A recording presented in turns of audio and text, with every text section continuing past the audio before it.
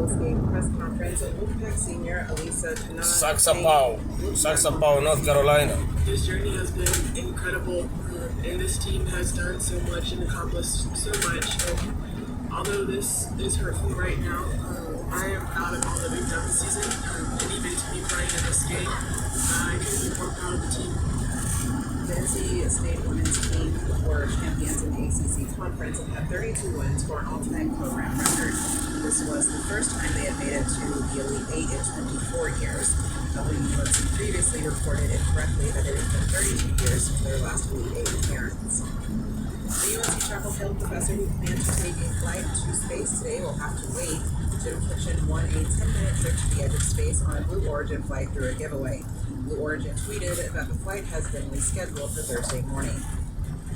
North Carolina judges have struck down a state law that prohibits people convicted of felonies from registering to vote while they are still serving probation or parole. While appeals are possible, the state's rule ultimately could allow tens of thousands of additional people to register to vote. And the Carolina Hurricanes hockey team dominated the Washington Capitals last night with a 6-1 victory. Canes center Desperate Kennedy was injured on a big hit in the final 2 seconds of regulation time and had to be walked off the ice. Partly sunny today with highs in the mid-50s in Piedmont and Santos, the mid-40s on the coast. Tonight mostly cloudy with a low around 40. This is North Carolina Public Radio, WUNC. Driving through Saxapahaw, North Carolina, on Saxapahaw Road. For America. Learn more at collectgifts.com/delivery. And the first two bill and Janet Blue for their leadership gift is support of the leading UNC program. 36 in the Triangle, 40 in Fayetteville, 37 in Triad, and 37 on the Outer Bay.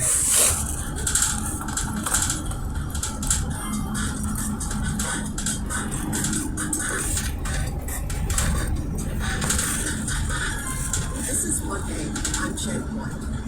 America has a free speech problem. That New York Times op-ed headline recently reignited an ongoing debate over free speech and how the term is applied.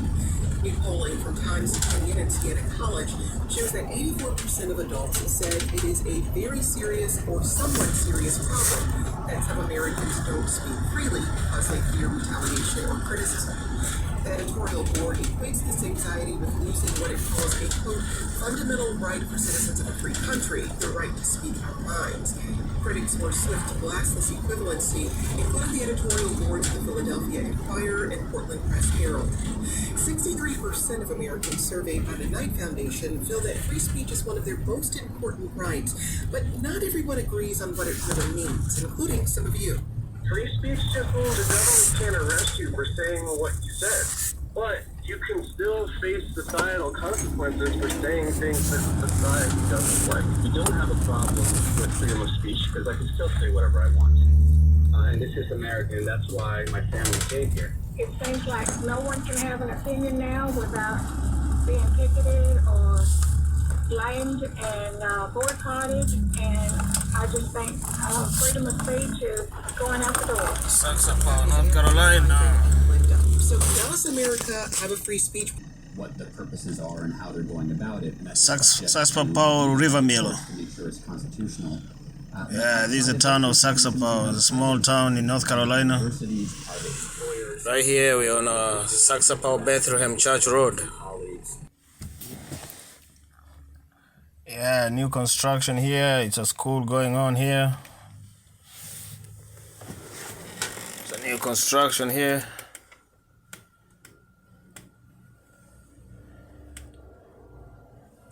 Very nice small town, growing, still growing, Saxapahaw.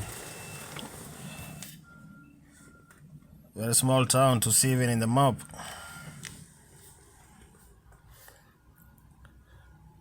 If you look at we're being treated in sort of the New York Times and the Atlantic in sort of all the mainstream media sources, I'm not just talking about sort of right-wing media, really treated to all these cancel culture stories, but if you actually look at the evidence that is presented, right, I mean, quite often, even the consequences aren't really all that severe, right?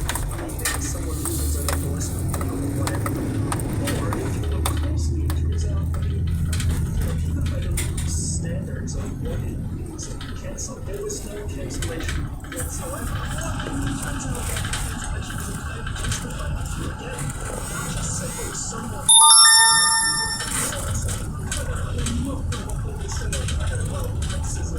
sexism, misogyny, some conspiracy theories around COVID, but their employer, just like after warning them several times, decided, look, we know. You have to take the debate from sort of the abstract to the specific. And if you look at the specific, most of these cases just turn out to be more benign, a lot less cancer being involved.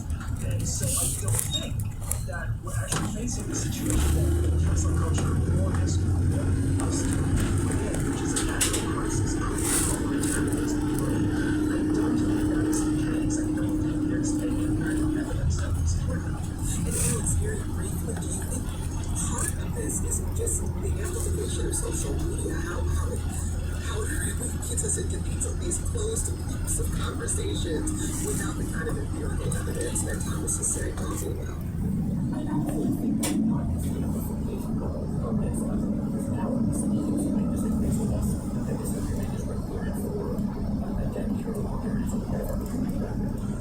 We're discussing so-called cancel culture and free speech with Alex Abdo of the Knight Institute. Also with us, Thomas Saxapahaw, as a professor at Georgia University. I'm Jim White, and we're back to more from the other guests.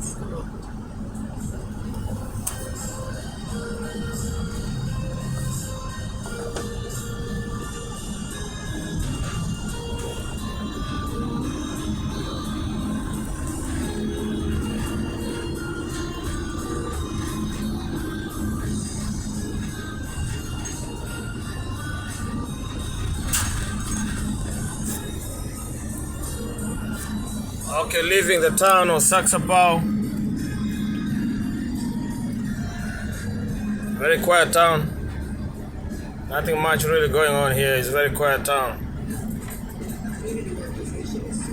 Very small town. You can see Paris Chapel Christian Church right there. Very less traffic in this town. You can barely see any cars over here in this town here.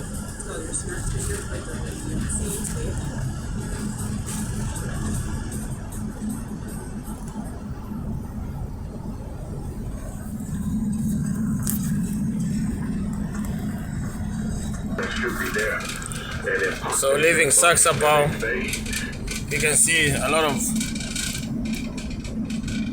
open land. So much open land over here, see.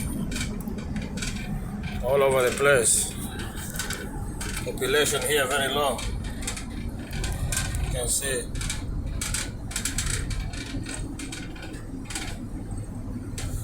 A lot of open land. So now we're going to Swepsonville, another small town. Swepsonville Road. Okay, so we're out of Saxapahaw now, heading to Swepsonville. We're in Swepsonville, heading to Mayben Chapel Hill. Okay, that's the town of Saxapahaw, North Carolina.